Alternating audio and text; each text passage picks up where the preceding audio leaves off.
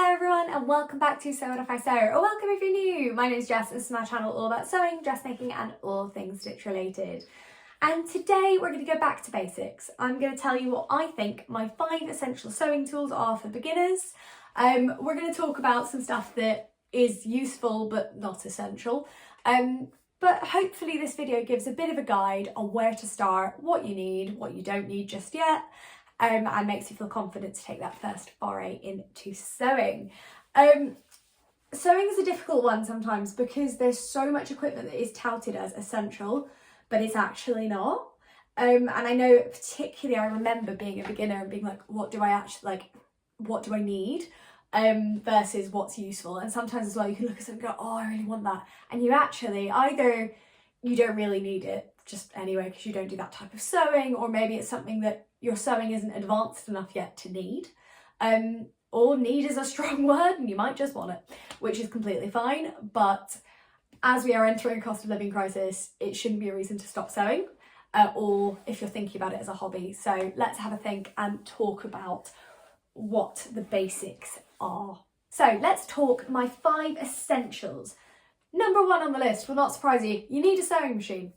However, I am here to tell you that if you are a complete beginner, you do not need to splash out on a computerized machine like this. Now, that's hilarious. I've just catapulted pins onto the floor. Amazing. I'm going to leave that in. That's because I'm going to start giggling in a minute. I'm leaving that in. This is the Singer Heavy Duty. I was gifted this machine to have a go with. It's computerized. Now, don't get me wrong. I love this machine, I love it so much, it's amazing. But when I was a beginner, I had one of the John Lewis J1100 SE, if that sounds right. I've reviewed it, I've put the review below, which did the job. That was absolutely fine for my first year of sewing, first couple of years maybe. It did the job, I didn't need anything more.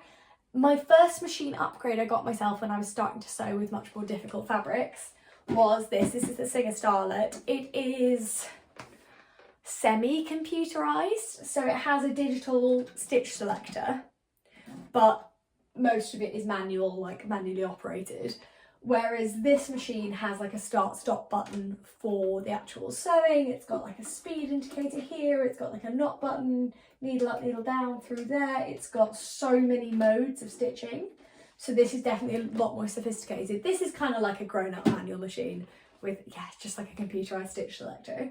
But when you're starting, all you really need is a sewing machine that goes forward and back and ideally has a couple of zigzag stitches. You don't need to reinvent the wheel. And again, sewing machines can be really expensive, but there are some really affordable ones. I've linked a couple below. The John Lewis one is a perennial favourite. A note on that one, that machine is a Genome. Genome? You know the brand I mean. On the inside, actually, and then it's just got a John Lewis skin on it. But Genome do really good beginner machines. So does Singer. Singer do some great ones. So I've linked a couple below that I think are pretty good as a starting point. If you're thinking mid-range, again, I love my Singer Starlet. I know there's a good brother one. And obviously my mum had a Genome one when I was younger. My grandma had a Singer. And then if you're going high range, I recommend, again, I always recommend Singer, not just because I'm an ambassador for Singer Outlet, but because I just prefer Singer machines. I've sewn on everything except a Bernina, which I'd like to have a go at actually. And it comes back to these work the way my brain works, so I like them. But when you're going high end, depending what you want, for me, I want power, so I can sew with heavy duty fabrics. Some people want to go embroidery. Some people just want that flexibility to do both. A lot of people, when you go really high end, like the FAF machines, I personally don't really. I think they're a bit overpriced, but I know lots of people, lots of my friends absolutely love them. So, and I have sewn on them. It's a lovely experience, but they are very, very expensive and I'm not laying out that kind of money. No. When this machine can do everything it can do except embroidery, and I don't embroider really. It's got some embroidery stitches on it though, quite interestingly. But yeah, when we're talking about, sorry, I'm going on a nice little rant about medium and high-end machines.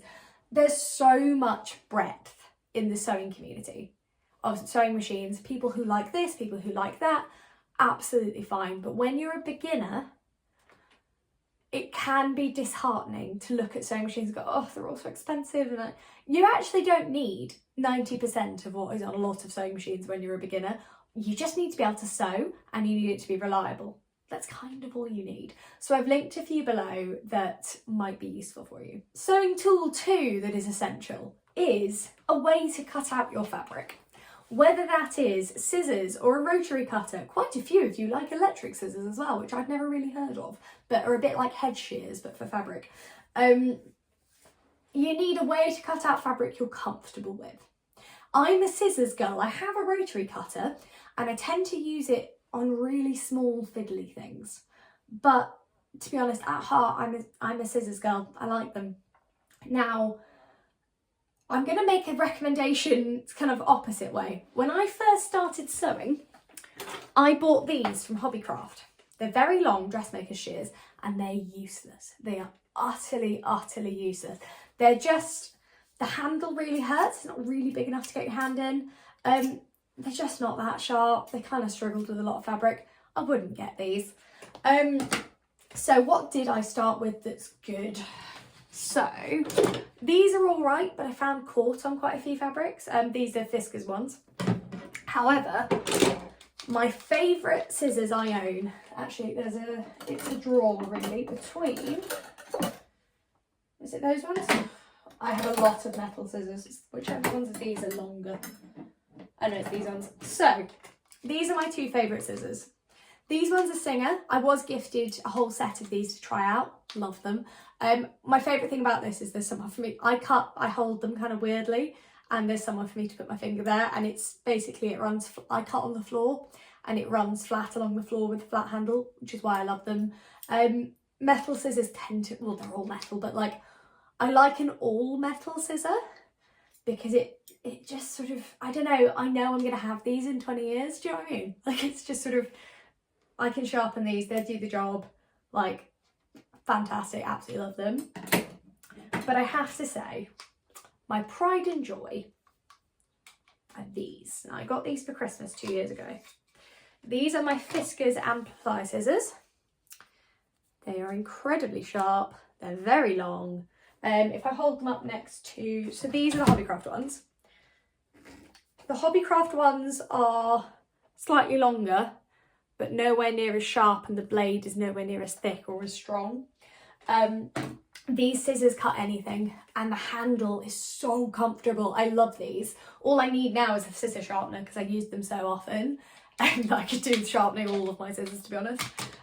But yeah, as a beginner, if you're going to invest in something other than your sewing machine, I would consider investing in a decent pair of scissors because you will have them for longer, if that makes sense. Like,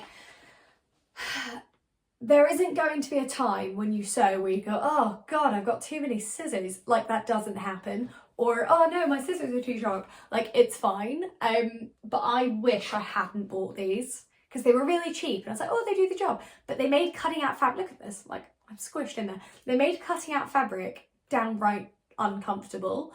And I didn't enjoy it because I was like, they're almost too long, but the handle's too small for you to have like a good amount of control over them. So I would recommend Fiskars is a really good brand for scissors. There's a reason you see these everywhere. But also the Singer metal ones are pretty good as well. So those would be my two recommendations. My other plea to you as a beginner sewist is do not use your fabric scissors to cut out paper, please. It not only ruins the scissors, but I'm pretty sure is a legitimate crime. Yeah, don't do it. Get a pair of like £5. So these are from Tesco's. I just got these in the stationery bit of Tesco's. I use these to cut out paper. I got gifted these last year, which are Fiskars ones, and they're like fun candy cane scissors. Really good, but again, all used on my paper patterns, always. So these are my paper scissors. And then all my metal scissors, all of these ones are all, they're all dressmaking scissors, and I'm very strict on the separation. So that's, if you're going to buy scissors, get a cheap pair for paper, and I would invest in a nicer pair for your fabrics, and your fabric and all of your pattern cutting will thank you. Number 3 on my list is an iron. Now, when I started sewing, my mum said to me that you need an iron more than you need a sewing machine, and she is correct. Now, you may see in my videos I'm not that good at ironing because I am a lazy sewist, and that is, honestly, I just can't be bothered. But when I do iron, everything is so much better. Do not follow my example, do iron stuff. I do often iron off camera because no one wants to watch time lapse of somebody ironing. Again, I've done a video on this recently actually, which I've linked below, but I have 3 irons. No, I have 2 now because I gave my other one to somebody. I have the Oliso, which is a great option if you want to go high end. I've got a Singer one, which is quite a nice mid-range, and then my first ever iron was a Russell Hobbs one, which cost, I think I bought for £25 on Amazon, and you can use it on clothes and stuff as well. Although now I wouldn't even dream of using this iron or my other iron on my clothes. I know I would actually, not my Singer one I would, but this one, this is my special sewing iron. Buy an iron. I cannot explain. So it's not just to make your sewing and your makes nice and flat. It sets your stitches with steam. You press your seams so it strengthens your sewing. It also makes what you're sewing more accurate because it's flat and you can see what you're doing. Like, it also means you can interface stuff, which is actually really important. Get an iron is what I'm saying. Just get an iron. Ironing board. I don't have a full size one because I don't have space in any of the flats we've lived in. I'd like one day, but it's probably going to be the next place we live job. So currently I have my tiny IKEA ironing board, which is, I'll be honest, fairly useless, but better than nothing. So if you're like me and you don't have space for a big one, it does the job.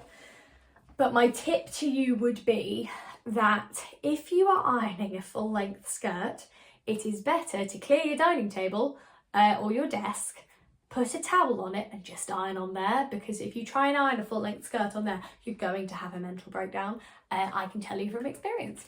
So buy an iron, find something to iron on, but I don't know if I've been clear enough on this. Buy an iron. So number 4 on my list is a good lamp. So it's a hard one because it may not feel as essential as a sewing machine or an iron, but it is, because if you're in the UK 6 months of the year, chances are when you're sewing, it's going to be dark.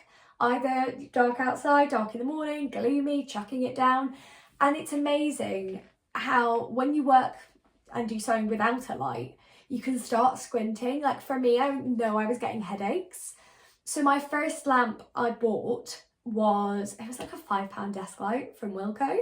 I think it was from Wilko, it was from somewhere like that, because I was like, right, I just need to try having a light. As my earlier subscribers may remember, my old flat only had windows on one side because it was a terrace that was back to back. So when we had no light, it was so dark in there. But it's something I've always needed as well. Like, I mean, with my eyesight particularly isn't great. And I found I was squinting, I was getting headaches, my eyesight was getting worse, doing so much close detail work without additional light.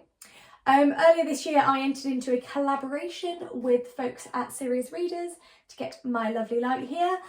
Serious Lights use Daylight Wavelength Technology, which basically replicates the daylight spectrum as closely as possible.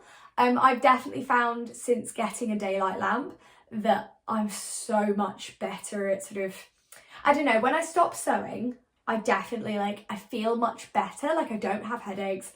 I can see so clearly what I'm doing. It's made my cutting out so much more accurate. So I absolutely love using it. Plus it is super light. Like, look at this, it's amazing. So I would say a light is a good investment. Whether you go for something at this end of the spectrum or you go for your £10 desk light, either is fine, but I would strongly recommend getting something because you do not know how much it will help your sewing, and it means you can sew for longer, which is really what we want. As always, for clarity, I do have a collaboration with Serious Readers, so I haven't mentioned this, but it is a piece of equipment I use on a daily basis, so I wouldn't hesitate to recommend it. I do also have a little offer code in the description below. The offer code is Jess12. Then on any order from the Serious Light range, you get a free compact light and free delivery as well. So I've put details below. If you do want to check it out, please do. But I would definitely recommend this if you're looking to invest in something a little bit more permanent. But if you've never tried a light for sewing, you're a beginner, you don't know where to start, anything will do. Just to make sure that you're not hurting yourself in the process, you're not giving yourself headaches, you can see exactly what you're doing, and you're not ruining fabric as well, because let's be honest, especially when you're a beginner, the fear of ruining fabric is real. So we definitely want to make sure we know exactly what we're doing, we can see where we are, and that we feel comfortable while we sew. And my final thing you need is a seam ripper. Make sure you get a seam ripper. It does not need to be expensive. However, I would encourage, so there's lots of different types of seam rippers. I would encourage getting one where you don't mind holding the handle for a while, because especially when you're a beginner, you're going to be using it a lot. Now, where is, somewhere in my bucket of things, there we go, hang on, where is it? Somewhere in my, I've got about 5 seam rippers because they tend to come with sewing machines. Oh, there it is. Just as I give up, there it is. So, most standard seam rippers look like this. Take the cap off, tiny little plastic thing, nice, small, easy to use.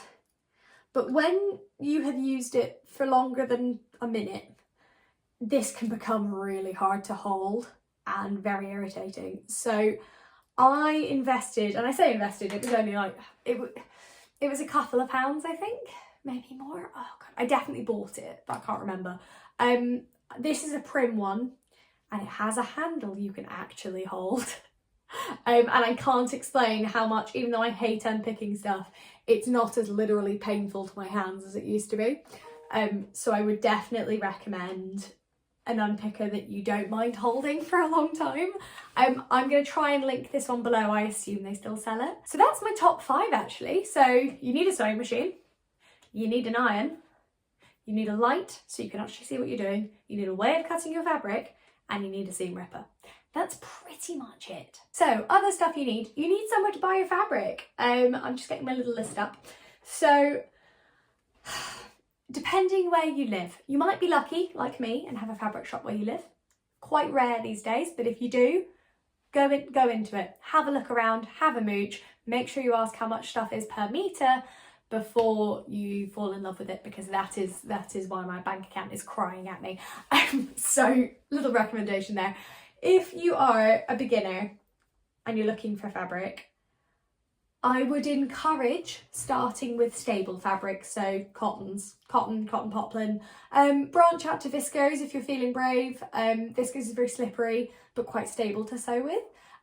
But a good cotton is useful. If you're starting to sew with stretch, great, but again, a sort of basic jersey is quite a good place to start. So depending on what you want to do and what your project is and what you want to buy and what you feel comfortable with as in terms of a financial outlay, you can do toiles as a beginner. I didn't, because I just wanted to dive in and sew stuff, but I think I did on like 2 things and I'm really glad I did. I'm trying to think what I did toile now.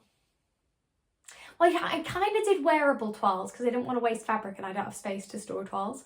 But if you're looking to do toiles of stuff, buying old bed sheets from charity shops is quite good, or just bed cotton tends to be cheaper than clothes cotton. So if you do want to buy like a set of sheets and make them into something as a toile, absolutely great idea. Staying on the stable fabrics as well, they do tend to be more affordable. But that will also depend on your fabric shop and the brand of fabric and all that kind of stuff. One of my favourites for branching out fabric that isn't too expensive is Rainbow Fabrics Kilburn, who do a lot of dead stock. They do some really cool stuff and they have such a range, but it's always quite affordable.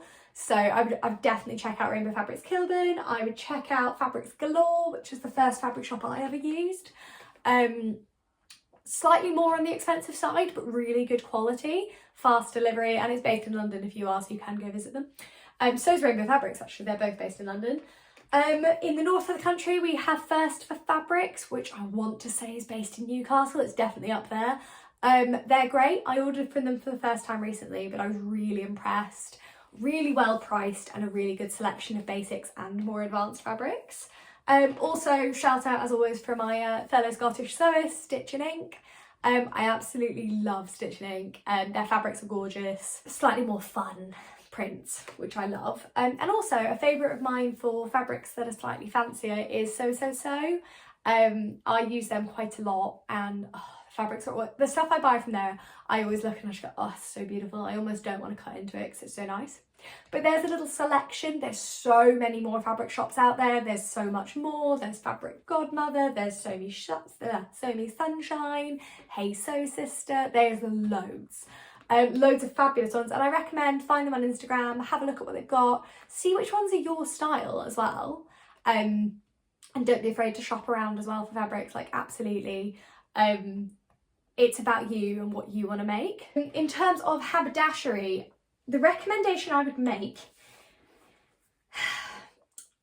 I used to buy a lot of stuff from Hobbycraft because it was accessible to me in terms of literally I could go in there and look at stuff. But I find Hobbycraft is much, much more expensive than a lot of other haberdasheries. Now, depending on the fabric shop you use, some of them may also stock haberdashery. Some of them won't, which is fine. Some of them might be able to give you a thread match. Sorry, I'm just sort of resting my knee there. Some of them might be able to give you a thread match for a fabric if you ask. Others may not be able to, but if you buy the fabric you can take it in if you're going to a fabric shop. Like, thread matching can be awkward, but my preference, I don't use Hobbycraft really at all anymore because it was so much more expensive. I actually use, who do I use? I use J-Cots a lot, who are online, but they have a really good range of fabrics, zips, threads, you know, like, sorry, not fabrics, like zips, threads, buttons, all that kind of haberdashery stuff. I think they do have the odd fabric, and they've got some patterns as well, I think. I'm a fan of J-Cots. There's also William G's, which has been going forever. I've linked that below as well. And who else is there? There's a couple of others. I'll link them below. Hobbycraft is fine, but I would just say if you're cost conscious as a beginner sewist, Hobbycraft is quite expensive. So, and you didn't hear this from me, you can go in, match your thread in Hobbycraft, make a note of what number thread it is because they're universal, and then go and get it elsewhere. that would be my sneaky recommendation if I was making a recommendation. So thinking about fabrics, thinking about haberdashery, and then those patterns. The one thing I'm going to say about patterns, because it's highly subjective what you like, is that there are big four patterns. Oh, I'm really bad at naming big four. Okay, McCall's, Vogue, Simplicity, and I want to say Butterick is the fourth one. So those are the big four. I make quite a few big four patterns. I tend to get on quite well with McCall's ones, but their instructions aren't beginner friendly, I would say. A lot of big four pattern instructions are pretty appalling, but I don't really read instructions, so I don't really care. The photos are alright, and I'll be honest, as you've seen from my vlogs, I'll just make it up if I'm not sure, and I'll be like, you know, it's fine. But independent patterns tend to have better instructions. They're tested by a broader range of people. So I would recommend checking out independent pattern designers. One of my favourite pattern libraries is the Fold Line. Again, I've linked them below. They also do A0 pattern printing, because if you're like me, I never ever want to print out another PDF pattern and stick it together in my life. I just hate doing it. So I pay for A0 printing, which I prefer, and you get an envelope with it, which is quite nice.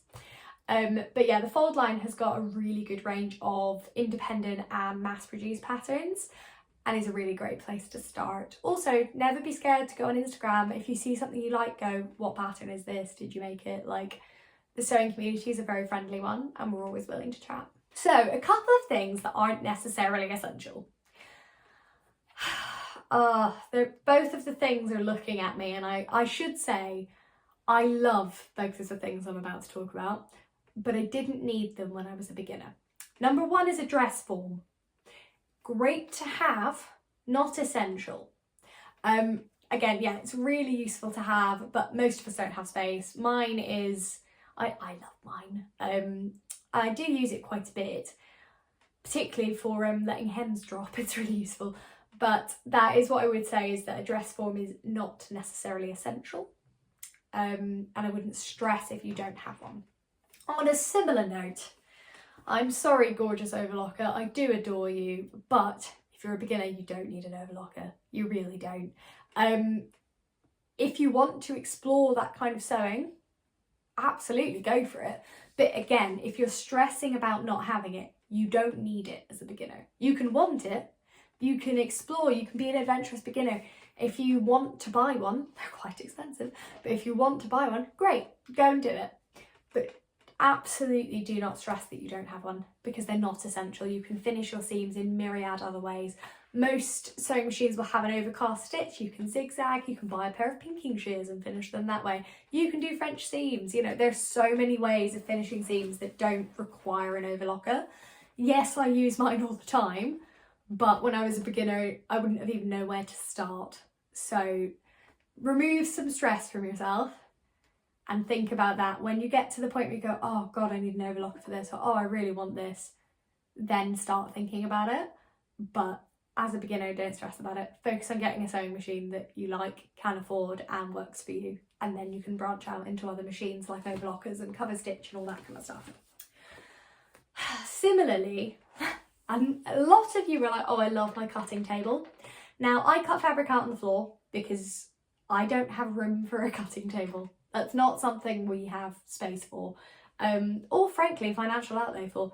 So I cut out on the floor, it's fine. Some people cut on their dining tables, fine. Some people cut on their desks, also fine. Cut fabric wherever you want to cut fabric. Honestly, just make sure you pick your pins up afterwards if you've dropped any. But again, a cutting table would be lovely. I'd love one. But it's not essential. You can cut out on the floor if you need to. If that doesn't work for your knees, back, etc., try it on your dining table if you've got one. And to be honest, I just take regular breaks when I'm cutting stuff out as well, because no matter how I cut it, whether it's on a table or on the floor, it still hurts my back anyway. So, you know, just take it easy and make sure that whatever you're doing works for you. So those are my essentials. I hope this has been a useful video.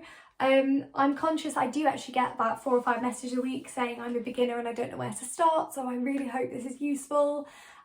Next week we're going to be talking all things holiday wardrobe again, because I will be back, well, I'll be on my way to Greece and I'm going to be taking another Me Made wardrobe with me. So I'm going to talk about what I've learnt from my summer Me Made wardrobe on holiday, what I'm taking this time and what's different. So until then, thank you so much for watching. If you enjoyed this video, give it a like, maybe share with your beginner sewing pals, and subscribe if you want to hear more from me.